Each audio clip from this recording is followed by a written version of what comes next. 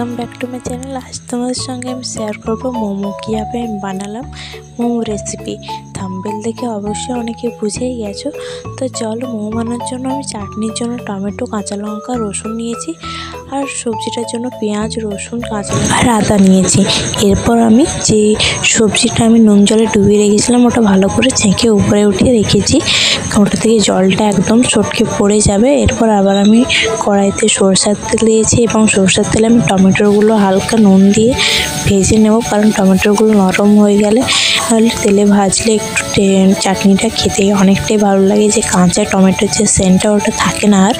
তো এখানে আমি যে উপকরণগুলো চাটনিতে দেবো, লঙ্কা, রসুন, একটু নুন দিয়ে ভালো করে নেড়েচেড়ে এটাকে নরম করে নিচ্ছি। টমেটোগুলোকে নরম হয়ে গেলে এটা আমি ভালো করে বাটিতে উঠিয়ে রেখে দেবো এবং যখন ঠান্ডা হবে আমি ওটাকে বেটে নেব।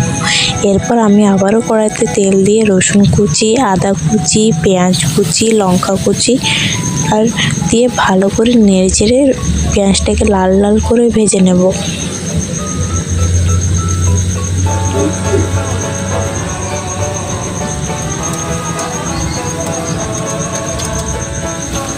এখানে আমি বেশি কিছু উপকরণ ব্যবহার করিনি, অবশ্য বাড়িতে সেরকম সবজি ছিল না, শুধু বাঁধাকপিই ছিল।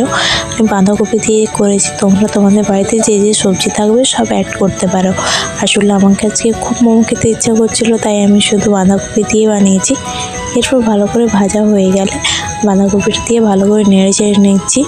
একটা জিনিস খেয়াল রাখবো, মোমোতে কিন্তু হলুদ দেয় না, তোমরা কিন্তু হলুদটা একদম দেবে না। আর এখানে আমি দেখতে পাচ্ছ, তোমাদের মনে হচ্ছে অনেকটাই বেশি পরিমাণে বাঁধাকপিটা সবজিটা দেওয়া হয়েছে, কিন্তু এর নুন দিয়ে যখন আমি সেদ্ধ করতে দেবো না অনেকটাই কমে যাবে, জল বেরিয়ে যাবে। এখানে দেখো নুনটা দিয়ে দিতে কতটা কমে গেছে। এবার নুন দিয়ে আমি এটা সেদ্ধ করতে বসিয়ে দেবো, যতক্ষণ না খুব ভালো করে সেদ্ধ হয়ে যাচ্ছে। এবারে আমি এখানে চাটনিটা করে নেব, যে ঠান্ডা হয়ে গেছে আমি ওটাতে মিক্সিতে বেটে চাটনিটা আমি করে নিচ্ছি। ফাইনালি আমার চাটনি রেডি হয়ে গেছে। ওপরে আমি চাট মশলা ছড়িয়ে দিয়েছি।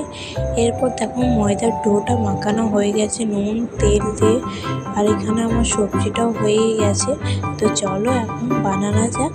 ফার্স্টে গোল গোল লিচি কেটে নিয়েছি ময়দাটা দিয়ে। তো ফার্স্টের বানানোটা খুব একটা ভালো হয়নি, তোমরা অবশ্যই খেয়াল করবে না, যে করে বানিয়েছি বানানো ভালো হয় না। আর দিয়ে বসিয়ে দিয়েছি, আর দিদা এই যে আমাকে বেলে বেলে দিচ্ছিল আর আমি বানাচ্ছিলাম। তো চলো, এই দেখো সেকেন্ডটি আমি আবারও বানিয়েছি, এটা অনেকটা আমার পছন্দ হয়েছে।